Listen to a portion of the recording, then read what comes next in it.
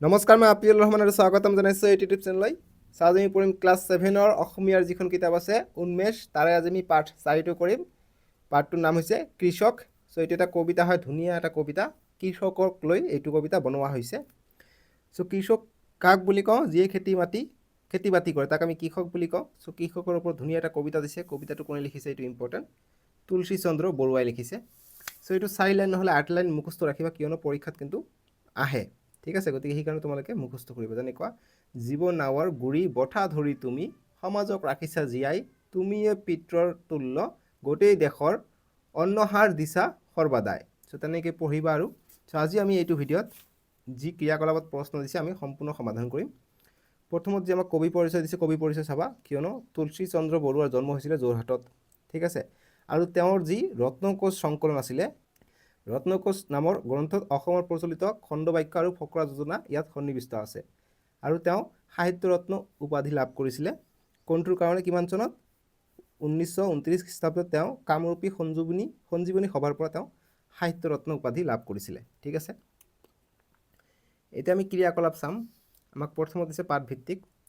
1 number দিছে যে তলৰ পদ্যফাঁকিৰ তলত আস্তনা শব্দকেইটাৰ ঠাইত কাষৰ বাকচত থকা একে অৰ্থ মিলোৱা শব্দ আনি পদফাঁকি পুনৰ লিখা। গতিকে পদফাঁকি আকৌ লিখিব দিছে, তোমালোকে চাবা। ইয়াত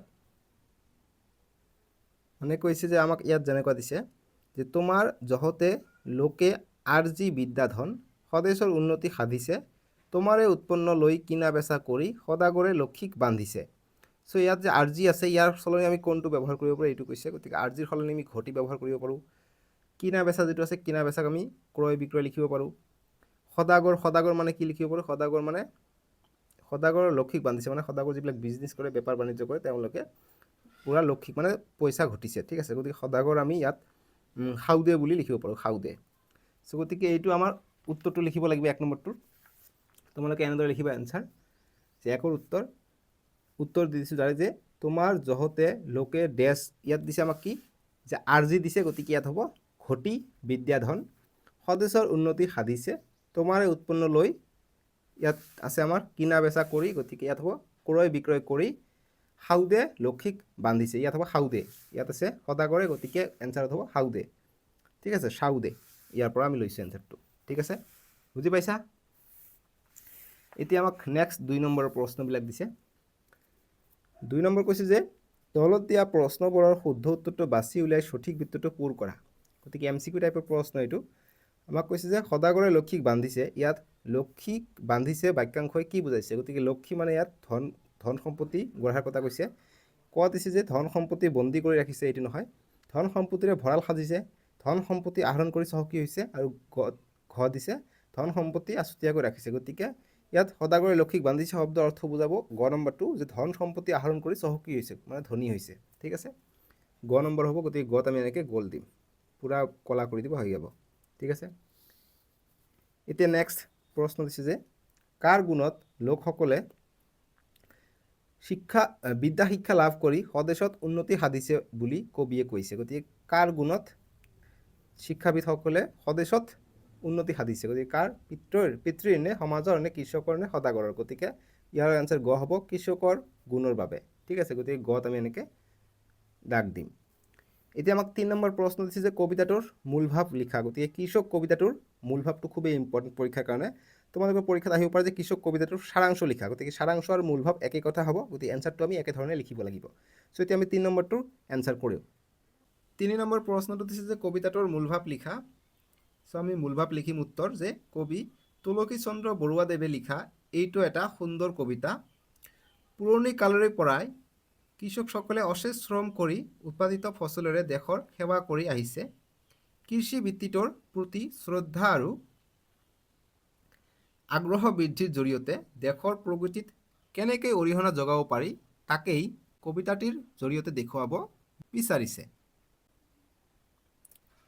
নেক্সট আমি লিখিম যে কবিতাটোত কবিয়ে কৈছে যে পিতৃৰ দৰে কৃষকেও সকলোকে অন্নাহাৰ দি সমাজৰ জীৱনৰ গুৰি বঠা ধৰি ৰাখিছে। কৃষকৰ জহতে কিছুমানে বিদ্যাধন আৰ্জি স্বদেশৰ উন্নতি সাধিছে, আন কিছুমানে কৃষকৰ উৎপাদিত বস্তু কিনা বেচা কৰি চহকী হৈছে। তাৰপিছত লিখিম যে যদিও কিবা কাৰণত কৃষকে খেতি নকৰাকৈ বহি থাকে তেন্তে সামাজিক বান্ধন উফৰি পৰিব। কৃষকৰ সমান হিতকাৰী প্ৰাণদাতা আন কোনো হ'ব নোৱাৰে। স্বাধীন মুকুলমূৰীয়া জীৱন যাপন কৰি কাৰো ওচৰত হাত নপতাকৈ একমাত্ৰ কৃষকহে চলিব পাৰে। 4 নম্বৰ প্ৰশ্ন চমু উত্তৰ দিয়া। ক নম্বৰ প্ৰশ্ন দিছে যে জীৱন নাৱৰ গুৰি বঠা ধৰি কৃষকে কাক জীয়াই ৰাখিছে? আমি উত্তৰ কৰিম জীৱন নাৱৰ গুৰি বঠা ধৰি কৃষকে সমাজ জীৱনক জীয়াই ৰাখিছে।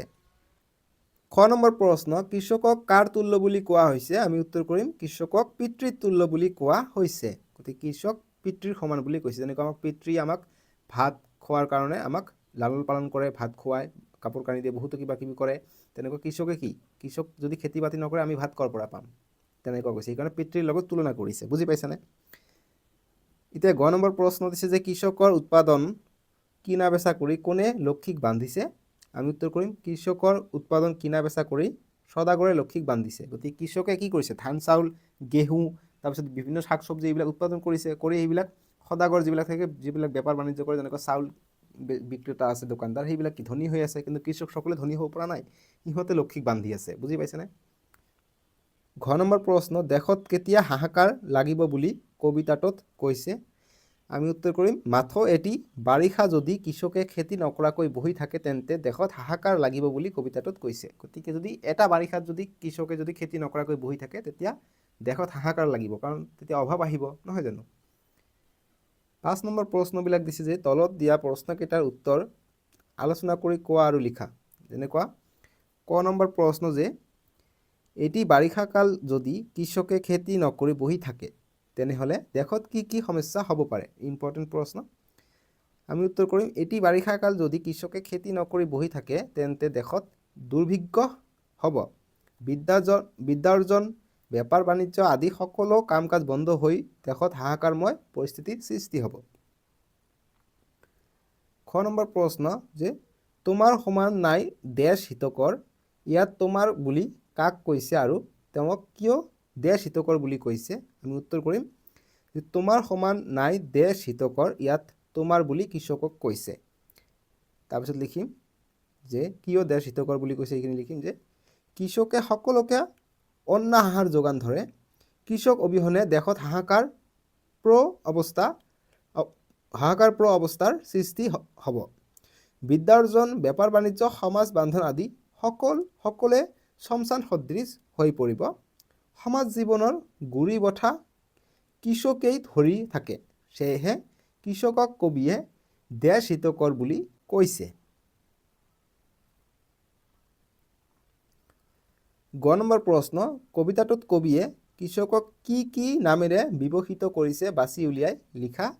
আমি উত্তৰ কৰিম কবিতাটোত কবিয়ে কৃষকক বিভিন্ন নামেৰে বিভূষিত কৰিছে, যেনে পিতৃতুল্য, দেশ হিতকৰ, প্ৰাণদাতা, চিয়া আদি। গতিকে এইবিলাক নামেৰে কৃষকক এইটো পাঠত বিভূষিত কৰিছে বা বুজাইছে। ঠিক আছে। ঘ নম্বৰ প্ৰশ্ন কবিয়ে কৃষকক পিতৃৰ লগত কিয় তুলনা কৰিছে, কাৰণ দৰ্শোৱা।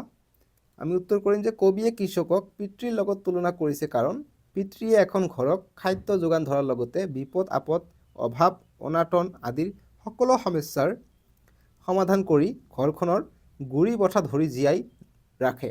ঠিক সেইদৰে কৃষক এজনেও সমাজক অন্নাহাৰ যোগান ধৰাৰ লগতে কৃষকৰ জহতে বিদ্যাৰ্জন বেপাৰ বাণিজ্য আদি চলি থাকে। কৃষক অবিহনে সমাজ এখন শমশান সদৃশ হৈ পৰে, সেয়েহে কবিয়ে কৃষকক পিতৃৰ লগত তুলনা কৰিছে। এতিয়া 9 নম্বৰ প্ৰশ্ন দিছে যে কবিয়ে কৃষকক কিয় প্ৰাণদাতা বুলি কৈছে। আমি উত্তৰ কৰিম যে কৃষকে সমাজক অন্নাহাৰ যোগান ধৰে। কৃষকৰ জহতে সমাজ জীৱন সুচাৰুৰূপে চলি আছে। এবাৰ যদি কৃষকে খেতি নকৰে তেন্তে দুৰ্ভিক্ষ হ'ব আৰু গোটেই সমাজ জীৱন ছাৰখাৰ হৈ পৰিব। সমাজৰ বান্ধন উফৰি পৰি উন্নতিও স্থবিৰ হৈ পৰিব। সেয়েহে কবিয়ে কৃষকক প্ৰাণদাতা বুলি কৈছে। 6 নম্বৰ প্ৰশ্ন যে কৃষি কাৰ্যক এটা বৃত্তি হিচাপে লৈও মানুহে কেনেদৰে জীৱন নিৰ্বাহ কৰিব পাৰে লিখা। আমি উত্তৰ কৰিম কৃষি কাৰ্য সমাজৰ এটা উত্তম বৃত্তি। কৃষিৰ ওপৰত নিৰ্ভৰ কৰি গোটেই সমাজ ব্যৱস্থা চলি আছে। কৃষি কাৰ্য কৰিবলৈ কাৰো ওচৰত হাত পতাৰ বা খাটনি ধৰাৰ প্ৰয়োজন নাথাকে। এটা স্বাধীন আৰু মুকুলমূৰীয়া বৃত্তি, গতিকে কৃষি কাৰ্যক এটা বৃত্তি হিচাপে লৈ সন্মান সহকাৰে সুন্দৰকৈ চলি থাকিব পাৰি। এতিয়া 6 নম্বৰ দিছে ব্যাখ্যা কৰা ইম্পৰ্টেণ্ট প্ৰশ্ন যে স্বাধীন কৃষি কৰি আপন ইচ্ছাৰে তুমিয়ে মুকুলমূৰীয়া, নাপাতা কালৈকো হাত নধৰা খাটনি, ৰাখিছা দেশৰ তুমি চিয়া। ইয়াৰ ব্যাখ্যা কৰিব লাগে। আমি উত্তৰ কৰিম উত্তৰ যে উক্ত কবিতাফাঁকি তুলসী চন্দ্ৰ বৰুৱাদেৱৰ দ্বাৰা ৰচিত কৃষক নামৰ কবিতাটোৰ পৰা তুলি দিয়া হৈছে। ইয়াৰ দ্বাৰা কবিয়ে কৃষকৰ জৰিয়তে নিজৰ সন্মান আৰু স্বাধীনতা অক্ষুণ্ণ ৰাখি দেশৰ প্ৰগতিত কেনেকৈ অৰিহণা যোগাব পাৰি তাকে ক'ব বিচাৰিছে। তাৰপিছত লিখিম যে কৃষি বৃত্তিটো স্বাধীন বৃত্তি। ইয়াৰ নিজৰ ইচ্ছাৰে মুকলিমূৰীয়াভাৱে কৃষিত ব্যস্ত হ'ব পাৰি।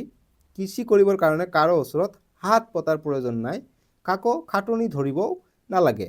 বৰং সমাজখন সুচাৰুৰূপে চলিবলৈ সমাজেহে কৃষিৰ ওপৰত নিৰ্ভৰ কৰিব লগা হয়। নাতিৰ দিনলৈকে যশস্যা বা খ্যাতি কৰিবলৈ কৃষি কাৰ্য এটা উত্তম জীৱিকা বা বৃত্তি। এতিয়া 7 নম্বৰ প্ৰশ্ন দিছে, আমাক কৈছে যে কবিতাটোত থকা কেইটামান শব্দৰ অৰ্থ তলৰ বাকচত দিয়া আছে। শব্দৰ কাষত উপযুক্ত অৰ্থ লিখি মূল শব্দটোৰে একোটাকৈ বাক্য ৰচনা কৰা। গতিকে আমাক বাক্য ৰচনা কৰিব দিছে শব্দৰ অৰ্থ মিলে। যেনেকৈ বঠাৰ শব্দৰ অৰ্থ কি? যে নাও চলোৱা সঁজুলি। তেনেকৈ সৰ্বদাই মানে কি? সৰ্বদাই মানে সদায়। গতিকে এইবিলাক লৈ আমাক কি কৰিব কৈছে? বাক্য ৰচনা কৰিব কৈছে। 7ৰ কাৰণে আমি উত্তৰটো এনেদৰে কৰিম যে উত্তৰ প্ৰথমত দিছে বঠা, এইটো লিখিম যে নাও চলোৱা সঁজুলি। বাক্য ৰচনাটো লিখিম যে সময়ে জানে জীৱন নাৱৰ বঠা কেতিয়ালৈ মাৰিব পাৰি। গতিকে বঠাটো ইয়াত উল্লেখ আছে। এতিয়া সৰ্বদাই, ইয়াৰ অৰ্থ হৈছে সদায়। বাক্য ৰচনাটো লিখিম যে সৰ্বদাই মানুহে নিজৰ লগতে আনৰো ভাল কথা চিন্তা কৰিব লাগে। ঠিক আছে। এটা দিছে জহতে, মানে গুণতে, যে খেতিয়ক ককাইৰ জহতে কোনোমতে লঘন নপৰাকৈ পেটে ভাতে চলি আছো বাৰু। ঠিক আছে। এতিয়া চিয়া লিখিম। চিয়াৰ অৰ্থ হৈছে নাতিৰ দিনলৈকে থকা যশস্যা বা খ্যাতি। লিখিম যে তহঁতে তাক খেতি কৰা বুলি নাজানিহে হাঁহিছ, আচলতে সিহে ঘৰখনৰ চিয়া। ঠিক আছে। তাৰপিছত চাৰখাৰ মানে চমুলি নষ্ট। লিখিম যে অসাৱধানতাৰ বাবে জুই লাগে সমস্ত খেতিডৰা চাৰখাৰ হৈ গ'ল। চাৰখাৰ। ঠিক আছে। তাৰপিছত খাটনি লিখিম কাতৰ প্ৰাৰ্থনা, মানে প্ৰাৰ্থনা কৰা বা কাকতি মিনতি কৰা যে কয় সেইটো। যে বাকীৰ পইচাকেইটা দিবলৈ দোকানীজনে মানুহজনক খাটনি ধৰিলে। গতিকে খুবেই কাতৰ প্ৰাৰ্থনা কৰিলে যে টকাটো দি দিয়ক, বাকী বহুত টকা হৈ গৈছে না, বাকী যিবিলাক খায়। এতিয়া আমাক দিছে ভাষা অধ্যয়ন। ইয়াত আমাক 8ৰ ক কৈছে যে তলৰ বাক্যটোলৈ মন কৰা। ইয়াত কৈছে যে জীৱন নাৱৰ গুৰি বঠা ধৰি তুমি, ইয়াত ধৰি কলা কৰি থৈছে, ধৰি তুমি সমাজক জীয়াই ৰাখিছা। কবিতাটোৰ প্ৰথম শাৰীটো গদ্য ৰূপত লিখিলে ওপৰৰ বাক্যটো পাওঁ। বাক্যটোত ডাঙৰ হৰফৰ পদ দুটাই কোনো কাম বা কাৰ্য হোৱা বা কৰা বুজাইছে। গতিকে ডাঙৰ হৰফটো কাৰ্য কৰা বুজাইছে। এই বাক্যটোত ধৰি আৰু ৰাখিছা দুটা ক্ৰিয়াপদ আছে। গতিকে এই বাক্যটোত ধৰি ৰাখিছা এইবিলাক হৈছে ক্ৰিয়াপদ। কৈছে এতিয়া যে ইয়াত প্ৰথমটো ক্ৰিয়াপদ বাক্যটোৰ অৰ্থ সম্পূৰ্ণ হোৱা নাই। বাক্যটো সম্পূৰ্ণ কৰিবলৈ ই দ্বিতীয় ক্ৰিয়াপদ ৰাখিছাৰ ওপৰত নিৰ্ভৰ কৰিবলগীয়া হৈছে। যেনেকুৱা জীৱন নাৱৰ গুৰি বঠা ধৰি। গতিকে এইটো সম্পূৰ্ণ হোৱা নাই, যে কি ধৰি আমি নাজানো। তাৰপিছত আমি যেতিয়া পঢ়িলোঁ যে তুমি সমাজক জীয়াই ৰাখিছা, সমাজক জীয়াই ৰাখিছা বুলি কৈছে, তেতিয়া সম্পূৰ্ণ হৈছে। ঠিক আছে। গতিকে এই ৰাখিছাৰ ওপৰত নিৰ্ভৰশীল হৈ আছে এই ধৰিটো। গতিকে নিৰ্ভৰ হ'বলগীয়া বা কৰিবলগীয়া হৈছে। উদাহৰণস্বৰূপে মই ভাত খালোঁ, মই ভাত খাই স্কুললৈ যাম। ইয়াত দিছে আমাক যে মনত পেলাও আহা, যি পদে কোনো কাম কৰা বা হোৱা বুজে তাক ক্ৰিয়াপদ বোলে। গতিকে ক্ৰিয়াপদ কাক বোলে যদি প্ৰশ্ন আহে এইখিনি এনচাৰ লিখিব লাগিব, যে যি পদে কোনো কাম কৰা বা হোৱা বুজে তাক ক্ৰিয়াপদ বোলে। ঠিক আছে। ইয়াত কৈছে যে ইয়াত প্ৰথম বাক্যৰ খালোঁ, ইয়াত যে আমি ক'লোঁ খালোঁ, আৰু দ্বিতীয় বাক্যৰ যাম হৈছে সমাপিকা ক্ৰিয়া, আৰু দ্বিতীয় বাক্যৰ খাই হৈছে অসমাপিকা। গতিকে মই ভাত খালোঁ, খালোঁ আৰু যাম সমাপিকা ক্ৰিয়া। ঠিক আছে। আৰু দ্বিতীয় বাক্যত যিটো আছে যে দ্বিতীয় বাক্যৰ খাই হৈছে অসমাপিকা ক্ৰিয়া, গতিকে মই ভাত খাই স্কুললৈ যাম যদি হয়, এই যে খাইটো যে আছে খাই, মই ভাত খাই স্কুললৈ যাম, গতিকে খাইটো হৈছে অসমাপিকা। ঠিক আছে, এতিয়া ইয়াত আমাক জানো অহা দিছে ইম্পৰ্টেণ্ট এইখিনি, যে যি ক্ৰিয়াপদত বাক্যৰ অৰ্থ সম্পূৰ্ণ হয় তাক সমাপিকা ক্ৰিয়া বোলে। বুজি পালা? সমাপিকা ক্ৰিয়া যদি কাক বোলে আহে সেইখিনি লিখিবা, আৰু যদি অসমাপিকা ক্ৰিয়া আহে এইটো লিখিবা, যে যি ক্ৰিয়াপদে বাক্যৰ অৰ্থ সম্পূৰ্ণ নকৰে তাক অসমাপিকা ক্ৰিয়া বোলে। মনত থাকিব। এতিয়া খ নম্বৰ প্ৰশ্ন দিছে আমাক, যে তলত দিয়া বাক্যকেইটাত থকা সমাপিকা আৰু অসমাপিকা পদকেইটা বাছি উলিয়াই তালিকাত লিখা। উদাহৰণস্বৰূপে এটা কৰি দিয়া হৈছে, গতিকে এটা আমাক কৰি দিয়া হৈছে যেনেকুৱা, যে মই বজাৰৰ পৰা আহি ভাত খাম, গতিকে আহিটো হৈছে কি অসমাপিকা আৰু খামটো হৈছে কি সমাপিকা। ঠিক আছে, গতিকে মামাই জলপান খাই পথাৰলৈ যাব, গতিকে খাই আৰু যাব হ'ব, ইয়াৰ ভিতৰত সমাপিকা আৰু অসমাপিকা আমাক লিখিব লাগিব। চ' ওপৰত চাবা কি কৈছে, যে যিটো সম্পূৰ্ণ নহয় তাক অসমাপিকা বোলে। গতিকে সম্পূৰ্ণ কি আছে, যে মামাই জলপান খায়, গতিকে কি খাই নাজানে, গতিকে খাইটো কি হ'ব অসমাপিকাত আহিব, গতিকে খাই। পথাৰলৈ যাব, গতিকে যাব মানে কি যাবই, গতিকে তাত কোনো একো চেঞ্জ নাই, গতিকে এইটো সমাপিকা হ'ব। ঠিক আছে, তাৰপিছত যে ভাইটিয়ে ছবি আঁকি কিতাপ পঢ়িব, গতিকে ভাইটিয়ে ছবি, গতিকে ছবি কি ছবি আঁকিব, ছবি আঁকি, গতিকে কি আঁকিব, বহুতো বস্তু আঁকিব পাৰে, গতিকে আঁকিটো হ'ব, আঁকি আঁকি কিতাপ পঢ়িব, গতিকে পঢ়িবটো হ'ব কি আমাৰ সমাপিকা, পঢ়িব। ঠিক আছে, নেক্সট পঢ়িব। ঠিক আছে, এইটো বানানটো চাই ল'বা। এতিয়া কৈছে যে ছাত্ৰ ছাত্ৰীসকলে প্ৰাৰ্থনা কৰি শ্ৰেণীকোঠালৈ যাব, গতিকে প্ৰাৰ্থনা আমি কৰোঁ যে, গতিকে ছাত্ৰ ছাত্ৰীসকলে প্ৰাৰ্থনা কৰিটো হ'ব অসমাপিকা, গতিকে কি কৰি বহুতো কিছু কৰিব পাৰে, শ্ৰেণীকোঠালৈ যাব, গতিকে শ্ৰেণীকোঠালৈ যেতিয়া যাব আমি বুজিলোঁ শ্ৰেণীকোঠালৈ যাব কাৰণে প্ৰাৰ্থনা কৰি আছে, প্ৰাৰ্থনা কৰাৰ পিছত শ্ৰেণীকোঠালৈ যাব, গতিকে যাবটো হ'ব সমাপিকা, যাব। ঠিক আছে, গতিকে যাব এনেকুৱা। সন্ধিয়া হাত ভৰি ধুই পঢ়াত বহিবা, গতিকে হাত ভৰি ধুই, গতিকে কাপোৰ ধোৱা হাত ধোৱা বহুতো আছে, গতিকে এইটো অসম্পূৰ্ণ আছে, গতিকে এইটো অসমাপিকা হ'ব, গতিকে ইয়াত হ'ব ধুই। আৰু পঢ়াত বহিবা, গতিকে বহিবাটো হ'ব সমাপিকা, বহিবা। ঠিক আছে, বুজি পালোঁ আমি, এইখিনি ধুনীয়াকৈ বুজাই দিছোঁ মই আশা কৰোঁ। এতিয়া আমাক তলত দিছে 9 নম্বৰবিলাক। 9 নম্বৰত কৈছে যে তলত দিয়া ক্ৰিয়াপদবোৰ সমাপিকা স আৰু অসমাপিকা অ হিচাপে ব্যৱহাৰ কৰি একোটাকৈ বাক্য সজা, গতিকে সমাপিকা এইটো স, এইটো অসমাপিকা এইটো সমাপিকা, এইটো অসমাপিকা এইটো সমাপিকা, এইটো অসমাপিকা ক্ৰিয়া। গতিকে আমাক ধৰ দিছে যে ৰহিমে পুখুৰীত মাছ ধৰিছে, ধৰ তলতে টান থাকিলে কি হয়, যে শিয়ালটোৱে হাজনীক ধৰি লৰ মাৰিলে, এতিয়া কৰ দি দিছে, চ' কৰ দি আমি কি লিখিম, কৰ দি আমি কৰিলে লিখিব পাৰোঁ, যে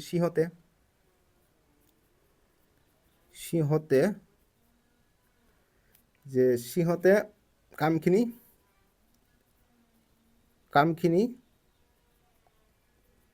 কামখিনি সম্পূৰ্ণ কৰিলে,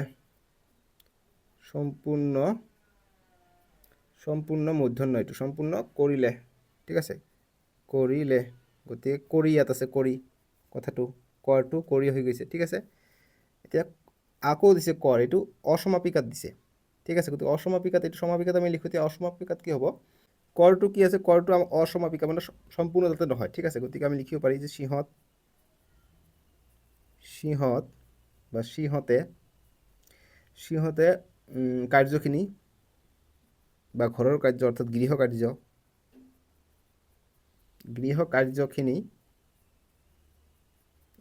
কাৰ্যখিনি গতিকে অসমাপিকা গৈছে, গতিকে কৰি গৃহ কাৰ্য কৰি ফুৰিবলৈ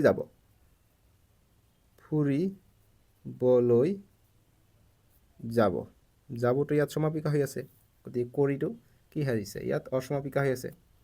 এতিয়া খাটো সমাপিকাত লিখিব গৈছে, গতিকে খাটো কি, তাই ভাত খালে বা মই ভাত খালোঁ,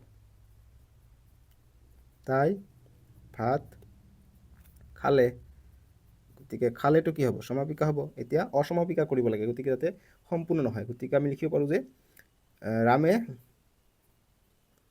ৰাম ভাত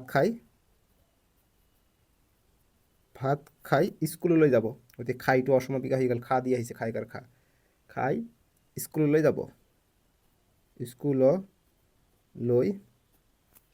যাব বা গ'ল। ঠিক আছে, বাছ হৈ গ'ল। এইখিনি বুজি পাইছেনে, একেবাৰে ধুনীয়াকৈ দিছোঁ। এতিয়া নেক্সট চাব লাগিব, পেজ নম্বৰ 46 আছে। এইখিনি দিছে 10 নম্বৰ দিছে। এতিয়া 10 নম্বৰ কৈছে তোমালোকে কি চোৱা 10ৰ ক যে ক অংশৰ লগত খ অংশৰ শব্দ লগ লগাই উদাহৰণত দিয়া দৰে জুৰীয়া শব্দ গঠন কৰা। গতিকে জুৰীয়া শব্দ গঠন কৰিব দিছে যেনেকুৱা মাক আৰু বাপেক লিখি মাক বাপেক হৈছে, তেনেকুৱা আমি মামা আৰু মামীক লগ লগাই আমি মামা মামী লিখিব পাৰোঁ। মামা আৰু মামী লগ লাগি কি হ'ব মামা মামী মামা মামী, ঠিক আছে। তেনেকুৱা আমি ভনীৰ কাৰণে ভাই ভনী, গতিকে ভাই ভনী, ঠিক আছে। তেনেকুৱা পেহা পেহী হ'ব, পেহা পেহী, পেহা আছে ইয়াত আছে পেহী, গতিকে পেহী, ঠিক আছে। এনেকৈ আমাক উত্তৰবিলাক লিখিব লাগিব। তোমালোকে বুজি পাইছানে আনচাৰবিলাক? তাৰপিছত আমাক দিছে যে শাহু আছে, গতিকে শাহু শাহুৰ হ'ব শাহু,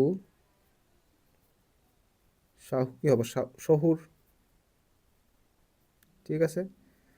তাৰপিছত দেৱৰ ননন্দ হ'ব, দেৱৰটো হ'ব ননন্দৰ লগত, গতিকে দেৱৰ ননন্দ, ননন্দ কি বাকী থাকিলে জিটো, জিটো কৰ লগত যাব জিটো জোৱাইৰ লগত যাব, গতিকে জিটো জোৱাইৰ লগত যাব, জি জোৱাই,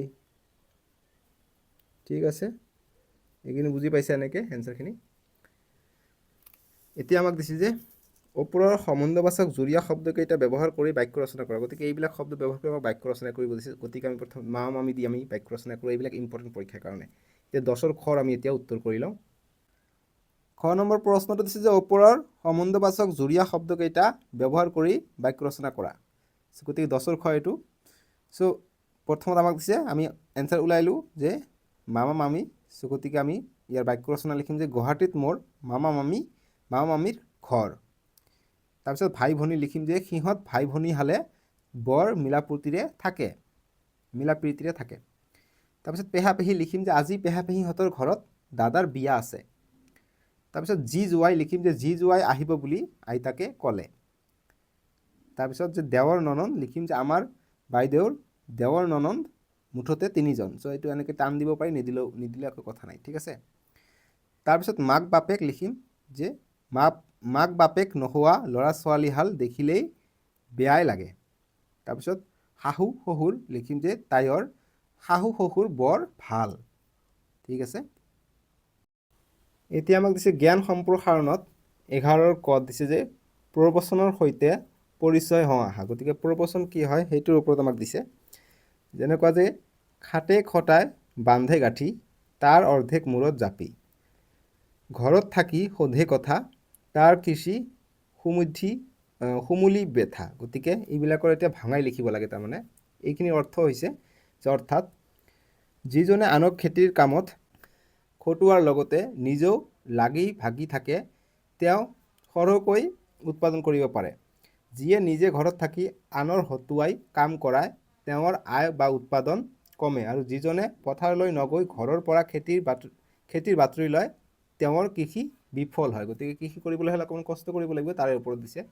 এতিয়া আমাক এইখিনি প্ৰশ্ন দিছে মূল ভাৱ লিখিবলৈ, যে তলত দিয়া প্ৰবচন কেইটি দলত আলোচনা কৰি বহলাই লিখা। Very very important. যেনেকৈ 1 নম্বৰটো দিছে যে ঘন ঘনকৈ দিবা আলি পৰ্বততো ৰুবা শালি, আহিন কাটিয়ে ৰাখিবা পানী যেনেকৈ ৰাখে ৰজাই ৰাণী। চ' এইটো আমাক বহলাই লিখিব লাগে। গতিকে এইটো তিনিটা আছে। গতিকে এইকেইটা এতিয়া আমি 10ৰ খৰ উত্তৰ আমি এতিয়া কৰি লওঁ। 11ৰ খ নম্বৰটো দিছে যে অলৰেডি মই পঢ়ি দিলোঁ, আকৌ পঢ়ি দিওঁ যে তলত দিয়া প্ৰবচন কেইটি দলত আলোচনা কৰি বহলাই লিখা। আমাক প্ৰথমটো দিছে যে ঘন ঘনকৈ দিবা আলি পৰ্বততো ৰুবা শালি, আহিনে কাটিয়ে ৰাখিবা পানী যেনেকৈ ৰাখে ৰজাই ৰাণী। ত' এইটো বহলাই লিখিব লাগে প্ৰবচনটো। চ' আমি উত্তৰ কৰিম যে শালি খেতিৰ বাবে যথেষ্ট পানীৰ দৰকাৰ হয়, তাৰ কাৰণে আগতীয়াকৈ পানী জমা কৰি ৰখাৰ ব্যৱস্থা কৰা দৰকাৰ। আহিন কাতি মাহত যেতিয়া ধাৰাসাৰ বৰষুণ বা শেষ বাৰিষা আহে তেতিয়াই পথাৰত ঘন ঘনকৈ আলি বান্ধি পানী ধৰি ৰখা দৰকাৰ, অন্যথা দ ঠাইত পানী জমা হৈ থাকিব আৰু বাম ঠাইত পথাৰ শুকাই যাব। ঘন ঘনকৈ আলি বান্ধিলে গোটেই পথাৰখনতে প্ৰয়োজনীয় পানী পোৱা যাব আৰু শালি খেতিৰ বাবে উপযোগী হ'ব। তাৰপিছত লিখিম যে ৰজাই ৰাণীক মৰম যত্নেৰে ৰখাৰ দৰে পানীখিনিৰো সুব্যৱস্থা কৰিলে শালি খেতি কৰাত কোনো অসুবিধা নহয়, বৰং পৰ্বতৰ দৰে ওখ ঠাইতো শালি খেতি কৰিব পৰা যাব। চ' যদি আমি খুব যদি আলি দিওঁ, আমি যেতিয়া আলি দিলে পানীবিলাক বৰষুণৰ পানীবিলাক ৰখি থাকে, আৰু বেছি আলি দিলে কি হ'ব, আমি পাহাৰতো তেনেকুৱা আমি আলি দিলে পাহাৰতো বৰষুণ হয় আৰু আমি তাতো শালি খেতি কৰিব পাৰোঁ। যেনেকৈ ৰজাক মৰম কৰে তেওঁৰ পত্নীক ৰাণীক, তেনেকৈ আমি যিকোনো এটা কাম কৰিলে ভালকৈ কৰিব লাগে, সেইটোৱে বুজাইছে। ঠিক আছে, এতিয়া নেক্সটটো দিছে আমাক যে 360 জোপা ৰুবা কল, মাহেকে পষেকে চিকুনাবা তল, পাত পচলা লাভত পাবা, লংকাৰ বাণিজ্য ঘৰতে পাবা। 360 জোপা কলগছ ৰুব কৈছে আৰু ঘৰতে কাম কৰি খোৱাৰ কাৰণে কৈছে, যে ঘৰতে কাম কৰি থাকিব পাৰিবা আৰু বাহিৰত লংকাত যাব নালাগে, বাহিৰত যাব নালাগে। চ' এইটো আমি লিখিম উত্তৰটো, যে কলগছৰ খেতি এবিধ লাভজনক খেতি।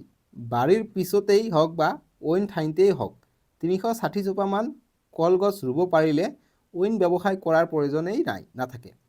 একমাত্ৰ বা মাত্ৰ কলগছৰ তলখন পৰিষ্কাৰকৈ ৰাখিব লাগে। কলগছৰ কোনো এটা অংশই পেলনি নাযায়, গতিকে ব্যৱসায়ত লোকচান হোৱাৰ কথাই নাথাকে, বৰং লাভহে হয়। সুদূৰলৈ গৈ অন্য ব্যৱসায় কৰাতকৈ ঘৰত থাকি কলগছৰ খেতিৰ ব্যৱসায় কৰাই ভাল। ঠিক আছে, এতিয়া নেক্সট 3 নম্বৰটো দিছে যে 16 চাহত মূলা, তাৰ আধাত তোলা, তাৰ আধাত ধান, বিনা চাহত পাণ। গতিকে 16 চাহ কৰিলে আমি মূলা খেতি কৰোঁ, 8 চাহ তাৰ আধা অৰ্থাৎ 8 চাহ কৰিলে আমি তোলা খেতি কৰোঁ, সেইটোৰ ওপৰত আমাক দিছে। গতিকে লিখিম, এনচাৰটো কৰিলে তোমালোকে বুজি পাই যাবা। উত্তৰটো লিখিবা যে মাটি চহোৱা কাৰ্যটোক মাটি চাহ কৰা বুলি কোৱা হয়। মূলাৰ খেতি কৰিবলৈ মাটি 16 চাহ দিয়াৰ দৰকাৰ, 16 বাৰ চাহ কৰিব লাগে। তাৰ আধা অৰ্থাৎ 8 বাৰ চাহ দিলে তোলা গছৰ খেতি কৰিব পাৰি।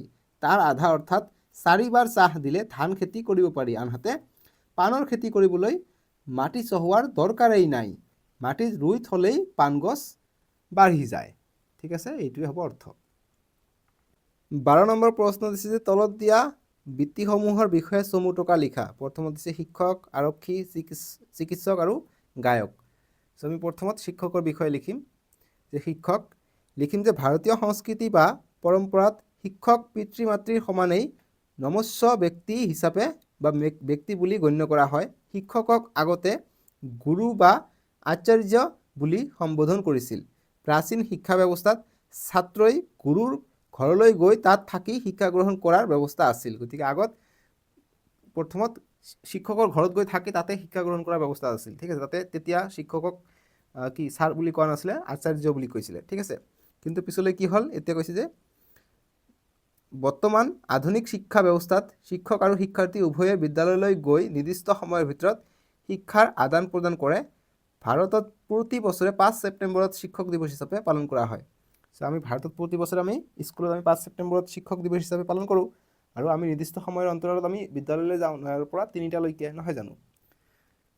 এতিয়া আৰক্ষীৰ বিষয়ে আমাক লিখিব দিছে, লিখিম যে সমাজত আইন শৃংখলা ৰক্ষাৰ দায়িত্বত আৰক্ষীসকল থাকে। দেশৰ প্ৰতিটো অঞ্চলতে একোখনকৈ আৰক্ষী থানা থাকে। সমাজত চলি থকা অপৰাধ যেনে চুৰি, ড্ৰাগছ, অপহৰণ, ডকাইতি, হত্যা আদিৰ অপৰাধী বিচাৰি উলিওৱাৰ দায়িত্ব আৰক্ষীৰ। বিপদত পৰা মানুহে বিপদৰ পৰা ৰক্ষা পাবলৈ প্ৰথমে আৰক্ষীৰ সহায় বিচাৰিব লাগে। এতিয়া দিছে আমাক চিকিৎসক, লিখিম যে চিকিৎসকসকলক ভগৱানৰ পিছতে স্থান দিয়া হয়। যিকোনো ৰোগান্ত বা আঘাতপ্ৰাপ্ত ব্যক্তিক সুস্থ কৰাৰ দায়িত্ব চিকিৎসকসকলে লয়। প্ৰাচীন ভাৰতৰ শ্ৰুত এজন প্ৰখ্যাত চিকিৎসক আছিল। তেওঁ শ্ৰুত সংহিতা নামৰ গ্ৰন্থত বিভিন্ন আয়ুৰ্বেদিক আৰু শল্য চিকিৎসাৰ বিষয়ে বিতংকৈ লিখি থৈ গৈছে। প্ৰতি বছৰে 1 জুলাই তাৰিখে ভাৰতবৰ্ষত ৰাষ্ট্ৰীয় ডক্তৰ দিৱস উদযাপন কৰা হয়। এতিয়া দিছে গায়ক, গতিকে আমি উত্তৰ কৰিম যে গান গোৱাটো গন্ধৰ্ব বিদ্যাৰ এটা অংশ। এজন সুকণ্ঠী গায়কৰ গানে মনৰ পৰিৱৰ্তন কৰি দিব পাৰে। প্ৰাচীন ভাৰতত উৎকৃষ্ট গায়কসকলক ৰাজদৰবাৰত যথেষ্ট সন্মান প্ৰদৰ্শন কৰা দেখা গৈছিল। তানসেন, বৈজু, বাবৰা আদি প্ৰখ্যাত সংগীত শিল্পী আছিল। তাৰপিছত লিখিম যে আধুনিক ভাৰতৰ কেইজনমান বিখ্যাত গায়ক হ'ল জুবিন গাৰ্গ, ডক্টৰ ভূপেন হাজৰিকা বা অকল ভূপেন হাজৰিকা, উদিত নাৰায়ণ, A.R. ৰহমান। ঠিক আছে। এতিয়া আমাক 13 নম্বৰ প্ৰশ্নটো দিছে যে বাতৰি কাকতত প্ৰকাশিত এটা চাকৰিৰ বিজ্ঞাপনৰ নমুনা তলত দিয়া হৈছে। বিজ্ঞাপনটো পঢ়া আৰু সেই পিঠিৰ প্ৰশ্নকেইটাৰ উত্তৰ দিয়া। গতিকে এইটো বিজ্ঞাপন পঢ়িব দিছে আৰু সেই পিঠিত আমাক প্ৰশ্ন দিয়া আছে, এইবিলাকৰ উত্তৰ কৰিব দিছে। পিছত বিজ্ঞাপন হয় জিলা কৃষি বিষয়াৰ কাৰ্যালয় ডিব্ৰুগড় অসম। গতিকে এইটো চাকৰিৰ কাৰণে বিজ্ঞাপন দিছে। কিমান তাৰিখে দিছে? দিনাংক দিছে 6 আগষ্ট 2025। ঠিক আছে। ইয়াত চাবা বিভিন্ন পদৰ সংখ্যা আছে যে ডিব্ৰুগড় স্থিত কৃষি বিষয়াৰ কাৰ্যালয়ত 4ৰ্থ বৰ্গৰ পদৰ পিয়ন, ড্ৰাইভাৰ আৰু মালি এইকেইটাৰ কাৰণে আমাক পদ মুকলি কৰিছে 4ৰ্থ বৰ্গৰ।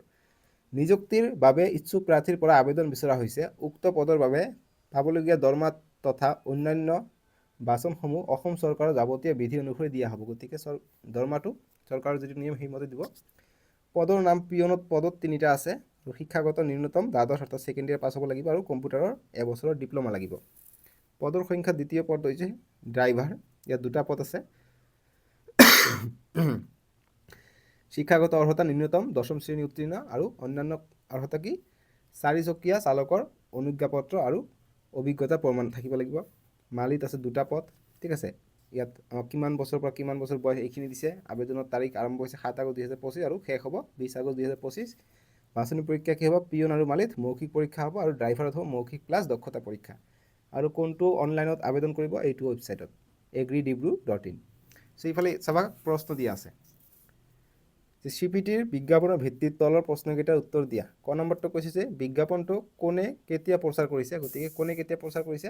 জিলা কৃষি বিষয়াৰ কাৰ্যালয়ে প্ৰচাৰ কৰিছে। কিমান তাৰিখে? 5 আগষ্ট 2025। আমি এনচাৰখিনি কৰিম, টাইপিং আকাৰে লৈ আহিছোঁ, টেনশ্যন নকৰিবা। খ নম্বৰ দিছে যে বিজ্ঞাপনটোত মুঠ কেইটা পদৰ বাবে আবেদন বিচৰা হৈছে। গতিকে কেইটা পদ আছে চাবা। ইয়াত আছে 3টা, ইয়াত 2টা, 5টা, ইয়াত 2টা, 7টা পদৰ বাবে আবেদন বা বিজ্ঞাপন দিছে। যি কি নহওক আমি এইকেইটা প্ৰশ্নৰ এতিয়া উত্তৰ ধুনীয়াকৈ কৰি লওঁ। এতিয়া 13 নম্বৰ যিটো আছে আমাক 13 নম্বৰৰ বিজ্ঞাপনৰ পিছফালে নেক্সট আমাক পেজত কৈছে প্ৰশ্ন যে CPTত বিজ্ঞাপনৰ ভিত্তিত তলৰ প্ৰশ্নকেইটাৰ উত্তৰ দিয়া। মইতো দেখাই দিছোঁ অলৰেডি। চ' এতিয়া আমি উত্তৰ কৰিম টাইপিং আকাৰে। আমাক ক নম্বৰ প্ৰশ্ন দিছে যে বিজ্ঞাপনটো কোনে কেতিয়া প্ৰচাৰ কৰিছে। আমি উত্তৰ কৰিম বিজ্ঞাপনটো জিলা কৃষি বিষয়া ডিব্ৰুগড় অসমে 5 আগষ্ট 2025 তাৰিখে প্ৰচাৰ কৰিছে। খ নম্বৰ প্ৰশ্ন যে বিজ্ঞাপনটোত মুঠ কেইটা পদৰ বাবে আবেদন বিচৰা হৈছে। গতিকে লিখিম উত্তৰ যে বিজ্ঞাপনটোত মুঠ 7টা পদৰ বাবে আবেদন বিচৰা হৈছে। গ নম্বৰ যে বিজ্ঞাপনটোত কি কি পদৰ বাবে আবেদন বিচৰা হৈছে। আমি উত্তৰ কৰিম বিজ্ঞাপনটোত পিয়ন, ড্ৰাইভাৰ আৰু মালি পদৰ বাবে আবেদন বিচৰা হৈছে। ঘ নম্বৰ যে পদকেইটা কি বৰ্গৰ পদ। গতিকে 4ৰ্থ বৰ্গৰ পদ। আমি উত্তৰ কৰিম পদকেইটা 4ৰ্থ বৰ্গৰ পদ। নম্বৰ যে পদকেইটাৰ বাবে কি কি অৰ্হতা বিচৰা হৈছে। আমি উত্তৰ কৰিম বিভিন্ন পদৰ বাবে বিভিন্ন অৰ্হতা বিচৰা হৈছে। যেনেকুৱা পিয়ন পদৰ বাবে ন্যূনতম শিক্ষাগত অৰ্হতা দ্বাদশ শ্ৰেণী উত্তীৰ্ণ আৰু অন্যান্য অৰ্হতা কম্পিউটাৰৰ এবছৰীয়া ডিপ্ল'মা কৰা বিচাৰিছে। তেনেকৈ ড্ৰাইভাৰ পদৰ বাবে ন্যূনতম 10ম শ্ৰেণী উত্তীৰ্ণ আৰু 4চকীয়া চালকৰ অনুজ্ঞাপত্ৰ আৰু অভিজ্ঞতাৰ প্ৰমাণপত্ৰ বিচাৰিছে। আৰু মালি পদৰ বাবে ন্যূনতম 8ম শ্ৰেণী উত্তীৰ্ণ বিচাৰিছে। 6 নম্বৰ প্ৰশ্ন যে প্ৰাৰ্থীৰ বয়স কিমান হ'ব লাগিব বুলি বিজ্ঞাপনটোত দিয়া হৈছে। চ' আমি উত্তৰ কৰিম যে প্ৰাৰ্থীৰ বয়স 1 জানুৱাৰী 2025 তাৰিখে 18 পৰা 40 বছৰৰ ভিতৰত হ'ব লাগিব।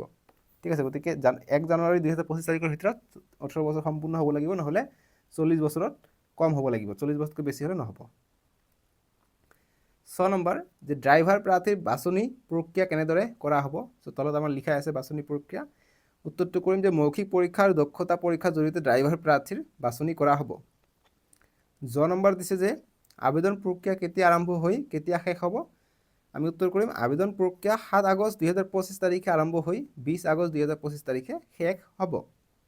আৰু ঝ নম্বৰ দিছে যে প্ৰাৰ্থীয়ে আবেদনৰ প্ৰপত্ৰ কেনেকৈ পূৰাব পাৰিব। আমি উত্তৰ কৰিম যে বিভাগীয় ৱেবছাইট www.agri.dibru.in গৈ প্ৰাৰ্থীয়ে অনলাইন যোগে প্ৰপত্ৰ পূৰাব পাৰিব। চ' এইটো আমাক ৱেবছাইট দিয়া আছে অনলাইন যোগে আবেদন পত্ৰটো। চ' এইখিনিয়ে কৰিবা হৈ যাব। আমি গোটেইখিনি উত্তৰ কৰিলোঁ। এতিয়া আমাক প্ৰকল্প দিছে প্ৰকল্প 14 নম্বৰ কৈছে যে কৃষক এজনে ব্যৱহাৰ কৰা আহিলা পাতি যেনে নাঙল, যুঁৱলি, মৈ, জবকা, দলিমাৰি, জাপি, ৰয়না অৰ্থাৎ কোৰানা, বিন্দা আদিৰ ছবি সংগ্ৰহ কৰি এটা এলবাম প্ৰস্তুত কৰা। গতিকে এইবিলাক নাঙল জঙল এইবিলাক চিত্ৰ দি তলত লিখিব লাগিব যে এইটো নাঙলৰ চিত্ৰ, তেনেকৈ আমাক ছবি সংগ্ৰহ কৰি এলবাম দিব কৈছে, এইটো নালাগে। 15 নম্বৰ যে কৃষি বিষয়ক কেইটামান প্ৰবচন সংগ্ৰহ কৰি চাৰ্ট পেপাৰত লিখা আৰু শিক্ষকৰ হাতত জমা দিয়া। এইটো তোমালোকে প্ৰকল্প হিচাপে দিলে দিব, নিদিলে নাই, একো ইম্পৰ্টেণ্ট নহয়। ঠিক আছে, চ' এইখিনি আছিল। নেক্সট ভিডিঅ'ত আমি নেক্সট পাৰ্ট 5টো কৰিম। ঠিক আছে, আজিলৈকে আহোঁ। তোমালোকে স্ক্ৰীণত উঠিব, নহ'লে ডেছক্ৰিপশ্যন দি আছে, আৰু তোমালোকৰ সুবিধাৰ কাৰণে প্লে লিষ্টটো বনাই দিয়া আছে ক্লাছ 7 অসমীয়াৰ এছামিছৰ। চ' সকলো ছাবজেক্ট এইটো চেনেলতে পাই যাবা। চেনেলটো ছাবস্ক্ৰাইব কৰি ৰাখিবা। চাওঁ আৰু লাইক কৰিবা ভিডিঅ'টো। ঠিক আছে, চ' বাই বাই, টেক কেয়াৰ।